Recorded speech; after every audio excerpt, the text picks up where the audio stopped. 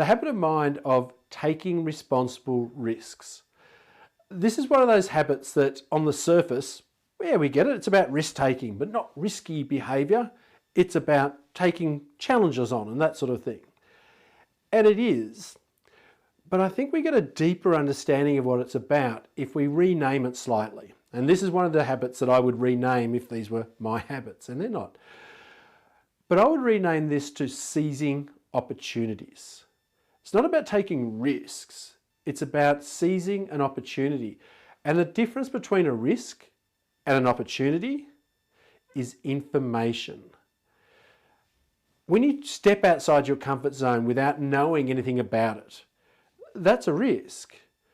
But when you've measured the risk, when you know the information, when you've got an exit strategy, when you know what to expect in there, then it becomes an opportunity. Sometimes when I hear people talk about taking responsible risks, they talk about the stock market and having to take risks on the stock market. And Warren Buffett, one of the world's leading investors, he always takes risks. Well, I would argue that Warren Buffett has probably never taken a risk in his life. Every time he's invested, he's done his research. He knows what the stocks are doing, who's in charge of the company, what their plans are, etc., etc., etc.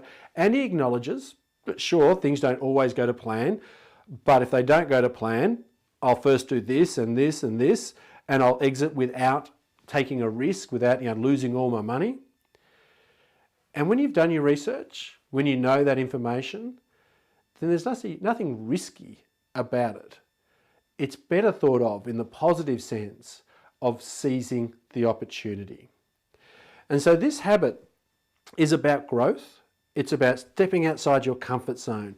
But it's not about stepping outside your comfort zone, going into your learning zone recklessly.